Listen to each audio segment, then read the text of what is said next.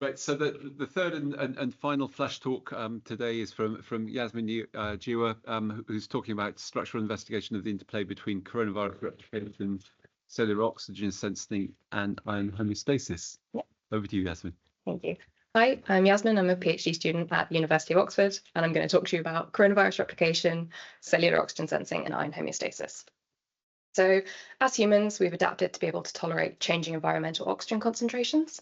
And a low oxygen concentration is known as hypoxia, which is defined as less than 2% oxygen. Hypoxia has three main phases. It has the acute phase, the HIF phase, and the chronic phase. And HIF stands for hypoxia-inducible factor, which is a transcription factor that regulates not only cellular oxygen sensing, but many cellular pathways like proliferation, ion metabolism, and immune regulation. We know that hypoxia is able to limit coronavirus replication and that this is also a druggable pathway. So HIF inhibitors are able to limit SARS-CoV-2 replication. To give you a very brief background of ion metabolism, so dietary iron is absorbed through the intestinal enterocyte and exported to the plasma through DMT1. There it binds to the molecule transferrin, which binds to the cellular receptor, transferrin receptor CD71, which is endocytosed, and iron is released into the labile iron pool or directly into mitochondria through a mechanism known as the kiss and run mechanism. Any excess iron is then stored in the storage protein ferritin. And so we're interested in iron because it's used as a cofactor by many cellular enzymes and also hijacked in viral infection as well. So we think that infection as well as hypoxia will be able to alter cellular iron distribution.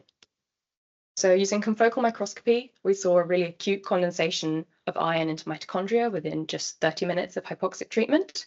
To confirm that this wasn't just a staining artifact, but was in fact actual iron, we used a hard X-ray nanoprobe to show that hypoxia is able to induce these punctate deposits of not just iron in a hypoxic cell, but also copper and zinc as well. And then we used correlative X-ray tomography and structured illumination microscopy to show that these iron-containing vesicles are clustering around mitochondria. And in the box here, we see what we think is this kiss and run mechanism of transfer of iron into the mitochondria.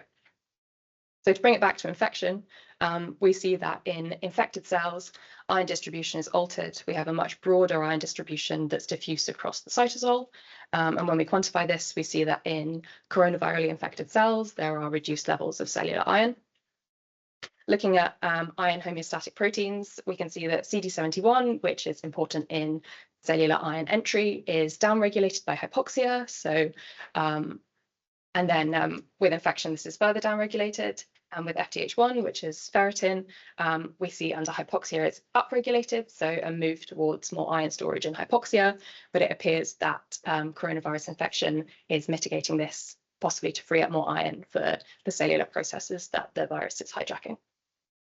So to summarize, we see that hypoxia is able to alter the iron distribution within cells. It promotes perimitochondrial clustering of iron-containing endosomes, and it also alters the mitochondrial morphology. It doesn't just alter iron, but many other different metals.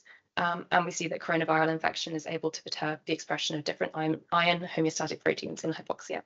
Thank you very much. We're question number 9.